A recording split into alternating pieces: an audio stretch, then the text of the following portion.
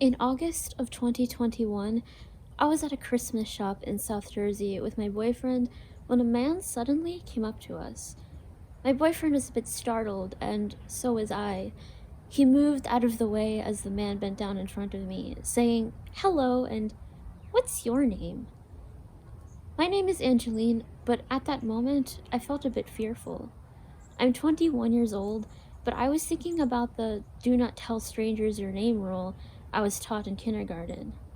Normally, I would tell people my name, given professional context, but in that moment, I felt like a small child again, and pretty vulnerable. I told him my initials, AJ. He didn't say a single word to my boyfriend before leaving. When we went up to the cashier to pay for a souvenir, she asked me if I was AJ. She pulled out a Christmas ornament with, who would have thought, the letters A and J printed on it. A few moments later, everything seemed to click. I had an inkling of why the man did this, and this wasn't the first time something like this happened to me. When we left the store, I asked my boyfriend if he thought that what the man did was a good thing. The man did a kind thing, he said, and added that, generally, giving gifts to strangers is a kind act. But undoubtedly, there is a reason why this man chose me in a store full of people, and a reason why he completely ignored the one person I was associated with and having a conversation with. So, why me? This man did not know anything about me. He didn't know my name, he didn't know whether or not I was a good person, and he barely even knew if I would be interested in a Christmas ornament in the first place. The only thing that he could gather about my identity was that I was a wheelchair user and likely disabled. And that was enough. The simple fact that I was a disabled person was enough of an incentive for that man to buy something for me. Normally, giving gifts is a selfless act. It's a way for people to bond, a way to communicate with others, and a way to let people know you care about them. However, this particular situation remained unsettling to me. It felt like a halfway transaction. This instance, which is not just a symptom of my own physical condition, reminded me of how hyper-visible I am. It reminded me that I am exceptionally abnormal. It reminded me that people are watching me. It reminded me that people feel bad for me. It reminded me that there are some people who would rather get the guilt for my existence off of their shoulders by making them feel better about themselves and their situation. I often think about how differently I would have felt if this man had just taken a moment to talk about what I was doing that day, what Christmas ornaments caught my eye, or even about my disability in general. Oftentimes, the gift of genuine conversation and laughter is worth so much more than just a physical gift. And it's often moments like the encounter that I experienced in the store that make disabled people like me feel frustrated. We see good intentions and meet lovely people, but we ache for a moment where we can feel just like everyone else, and we ache for a moment in which our sense of character matters uniquely to others. To brighten someone's day, you normally wouldn't just buy them something that you'd think they'd want or need. You would try to get to know them more, ask how they're feeling, what their interests are, and maybe even what they wish for. Disabled people are no exception to this idea. We value personal connections and social belonging more than physical gifts or random words of praise. It may be important to consider, before performing a kind action, why you are doing it. Confirm with yourself if your method for executing your favor is the best method to bond with someone else. Some good deeds benefit everyone, others benefit only some people. Some good deeds resonate for long periods of time, while others offer temporary reassurance. Some are even misguided and attempt to bring light to situations that are not as awful as they seem. Others perpetuate discrimination issues. Over the years, the profile of ableism has shifted and warped due to changing cultural experiences and technologies. Much of the disabled experience is documented over the internet and television by those who are not disabled. Disabled people want to be involved in the ableism conversation as well, and it's important to invite them to report on experiences and their concerns for themselves. From spots in decision-making boards and committees to job positions in the press, allowing disabled people to offer valuable input would increase the credibility of inclusivity-related resources to the public. The disabled archetype in the media often triggers a paternal instinct in people. Take a moment to think about how you felt the last time you watched a feel-good story of a disabled person receiving a good deed. Maybe these stories made you feel happy that you weren't in their position. Maybe these stories made you feel happy that someone finally became the bigger person to help them. You may also recall stories of people overcoming their disability to do something that they love. There are countless articles out there documenting disabled heroes that never let their disability define them.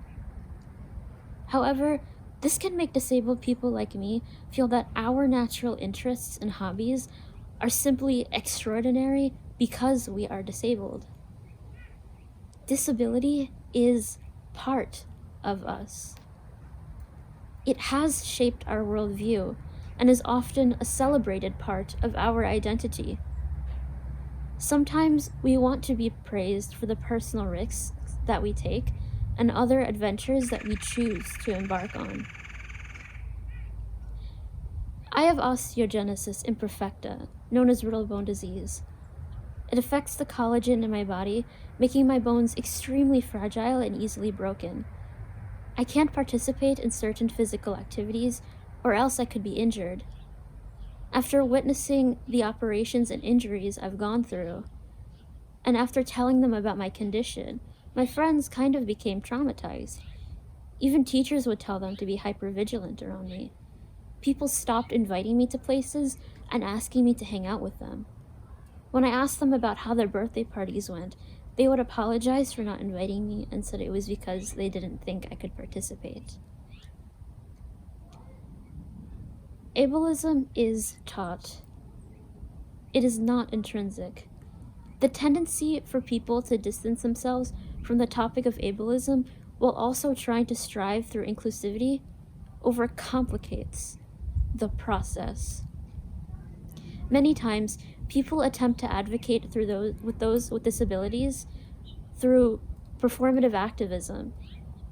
Inspiration culture refers to the ecosystem of positive posts, media stories, and news headlines that we consume to make our days feel brighter.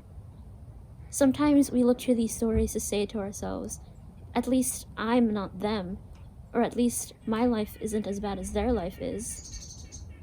Virtue signaling occurs when someone publicly demonstrates their goodwill to promote a better image of themselves, which positively reflects the reputation. These concepts promote a change in social behaviors by only creating bite-sized and shallow methods of solving the problem. Sometimes it is easier to create the illusion of social change by monitoring the amount of acts of kindness completed. Sometimes it is easier to create this illusion by monitoring likes and shares on social media. One of Darman's many videos on his YouTube channel, Disabled Girl Humiliates Disabled Girl, She Regrets It, received support from able-bodied critics, but huge amounts of backlash from disabled content creators. From oversimplifying problems that disabled people face, to misrepresenting the complexities of ableism, this film did not accurately represent the complexities of the disabled community, and it perpetuated the misguided belief that ableism is easily recognizable and easy to solve. Darman was able to make his projects better by including disabled people and assisting him with making his skits. Disabled is a big and vague word, but disabled does not have to be a bad word. Yes, there are some specific conditions and illnesses that cause great suffering for some people. However, the term disabled does not supply enough information as to what condition a person has or what their quality of life is. Using the term disabled helps alert the people around us of our limitations and need for accessibility-related resources. Some people may interpret the phrases limitations and disability as being inherently upsetting when it does not have to be that way. What makes this pessimistic mindset harmful is that it can encourage people to mitigate the disabled identity. Disabled people will likely keep existing for a very long time. Therefore, we need to focus less on fixing disability itself and more on learning from disabled people how to provide them access to the outside world. Yes, there are some conditions that cause great suffering and distress for some people and affect their quality of life, but there are also able-bodied people who also have a low quality of life. The social hardships are not the fault of being disabled. It's the fault of people who don't take the time to be understanding and learn how to help. When I think about ableism, I think about the time a friend of mine encouraged me to play basketball with him, and when I told him it's unsafe for me, he told me to just believe in myself in the way that disabled people are supposed to. In these situations, it's much more helpful to trust disabled people for figuring out how to provide them access to the outside world in a much better way by listening to them and trusting their recommendations to protect and help themselves. When I think about ableism, I think about those news stories of disabled people getting invited to prom by the popular kid to only hang out with them for one night, for the praise and attention, before never speaking to them again. In these situations, it's much more helpful to include people in your social circle after the night is through and when no one is around to praise your act of kindness. When I think about ableism, I think about employers denying disabled people jobs because they don't ask, what can you do? Or what accommodations would you need to function in this workplace? It's time to allow people and disabled people to participate in the fight for their own quality of life. Discrimination did not end with the Americans with Disabilities Act of 1990. So let's continue the conversation with disabled people included. One of the most prolific slogans in the disability movement has been coined by James I. Charlton's book, "Nothing about us without us." And if any of you are wondering, yes, the Christmas ornament that the man gave to me did end up on my tree. Thank you.